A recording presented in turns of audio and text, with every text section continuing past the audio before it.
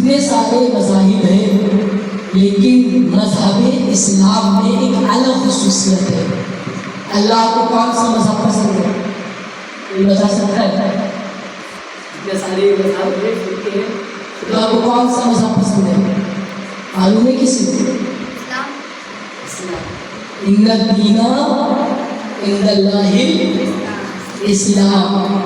اللہ کے نزدیک پسندیدہ دین اگر کوئی دین ہے، کوئی مذہب ہے تو وہ مذہب اسلام ہے. کیوں؟ ریزن، وجہ، سبب، علت کیا ہے؟ اس لیے کہ اسلام نے جتنی صفائی پر دھیان دیا اور جتنا اچھائی پر دھیان دیا باقی کسی مذہب میں آپ کو نہیں ملے گا. اسلام بتاتا ہے کہ اگر آپ کو ٹوائلٹ میں جانا ہے، باتھ روم میں جانا ہے تو پہلا قدم کون سا رکھنا ہے. اسلام آپ کو بتاتا ہے کہ گھر کے اندر اگر داخل ہونا ہے تو کون سا پہلا قدم رکھنا ہے. اسلام بتاتا ہے کہ آپ کو سونا ہے تو کون سی سہارا لے کے کون سی کروٹ سے سونا ہے. اسلام بتاتا ہے کہ والدین کی عظمت کیا ہے، مرتبہ کیا ہے، وقار کیا ہے. اسلام آپ کو بتاتا ہے کہ استاد کی عزت کیا ہے.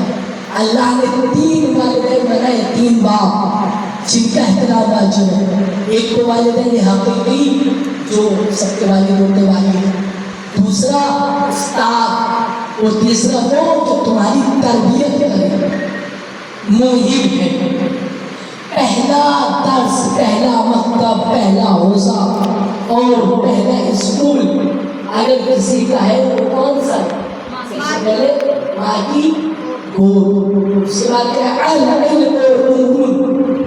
علم کیا ہے؟ ایک نور ہے.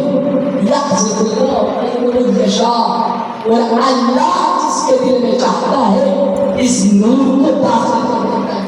اس کا مطلب کیا ہے؟ ہم سب کو خدا عالم سے دعا مانگنا چاہیے کہ خدایا ہمیں قرآن اور اہل بیت کے علوم سے زیادہ سے زیادہ آگاہ فرما اور آشنا فرما. کیوں؟ تاکہ جتنا ہمارا علم بڑھتا جائے گا اتنی ہماری معرفت میں اضافہ ہوتا جائے گا. وہ علم کا وہ کہاں سے، یہ کوئی عمر نہیں، حقائق نہیں ہے. کیا فرمایا رسول اللہ کا حدیث کا ہے؟ علم کہاں سے کہاں تک حاصل کرنا ہے؟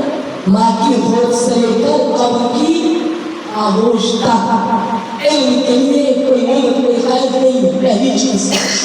دوسری چیز ارادے کے بعد بہت سے لوگ یہ سوچتے ہیں کہ ہم سب کو سدھاریں گے، انتظار کریں. من عرف نفسه فقد عرف ربه. جس نے اپنے نفس کی اصلاح کر لی، اپنے نفس کو، اپنے جسم کو، اپنے وجود کو ایسا بنا لیا جیسا خدا کی طرح چاہتا ہے، تو کیا اس نے معرفت خدا کو حاصل کر لیا. اور پھر امام حسین فرماتے ہیں الہی جس نے تجھے پا لیا اس نے کیا کھویا، اور جس نے تجھے ہی کھو دیا اس نے کیا پایا. تو لہٰذا ہمیں یہ نہیں کہ وہ کیا کر رہے ہیں، وہ کیا کر رہے ہیں، وہ کیا کر رہے ہیں، بلکہ ہمیں خود کو سدھارنا ہے، ہمیں خود کو تبدیل کرنا ہے. ایک بہت بڑا عالم گزرے ہیں، انہوں نے کوشش کی، چاہا کہ وہ پوری بستی کو سدھارے، پورے شہر کو سدھارے، پورے ملک کو سدھارے، پوری کنٹری کو سدھارے. لیکن علماء نے بطور نصیحت اس واقعے کو نقل کیا. جب وہ گاؤں قریہ قریہ شہر گئے نا سدھارنے کے لیے تو لوگ نہیں سدھرے، وہ لوگ سدھرنے چار نہیں سدھرے. انہیں بڑا جلفی ہوا، وہ شہر سے نیچے آئے، گاؤں میں قصبوں میں سدھارنا چاہا، لوگوں نے سدھرے. پھر نیچے تو رکھا، اپنے گاؤں کے شہر کی کالونی میں لائے ہدایت، اور اس کا تمہیں ہدایت بڑھایا، مگر وہاں بھی لوگ مکمل نہ سدھرے. یہ دنیا کی فطرت ہے، یاد رکھے گا. اس لیے کہا کہ عالم اور جاہل کبھی برابر نہیں ہو سکتا. ٹھیک ہے نا؟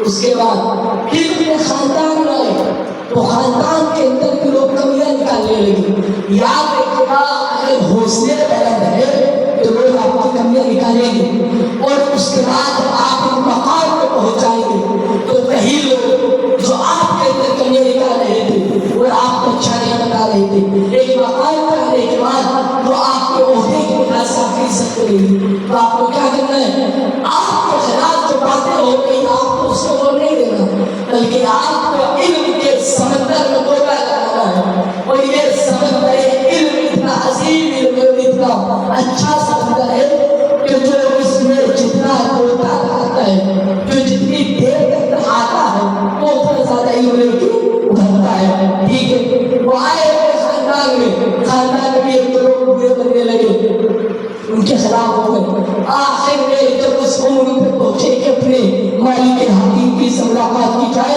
تو اپنے بیوی بچوں کو سمجھانے لگے. بچوں میں بھی سمجھے بات نہیں بنی، کچھ بچوں کو بنی، کچھ نہیں بنی. آخر میں کہتے ہیں کہ مجھے اپنی 90 سال کی زندگی میں پتا چلا کہ اگر میں خودی کمیوں پہ ہی غور کر لیتا تو آج کے ساری دنیا اچھی نظر آتی. اس واقعے سے بچوں کو سبق یہ ہوتا ہے کہ ہم کو خود کو دیکھنا ہے، ہمیں یہ نہیں دیکھنا ہے کہ گھر کی بات نہیں کر، گھر کی بات نہیں کر، وہ نہیں پڑھنا ہے، وہ نہیں دیکھنا ہے، نہیں، یہ سب نہیں کرنا ہے، بلکہ اپنے وجود کو ایسا بنائیے. اور یاد رکھیے گا یہ ضروری نہیں کہ آپ کے زمانے کے امام کسی عالم دین سے ملاقات کریں، نہیں عزیزو، بلکہ زمانے کے امام کا پیغام و فرمان ہے تو ہم سے خواہش رکھتے ہو ملنے کی، یہ ایک الگ بات ہے، لیکن خود کو ایسے ماحول میں ڈالو، ایسی تربیت میں ڈالو، ایسے ماحول میں اپنے آپ کی زندگی بسر کرو کہ تم ہم سے ملنے کی تمنا نہ کرو بلکہ ہم خود تم سے ملنے کی چاہت کریں. تو لہٰذا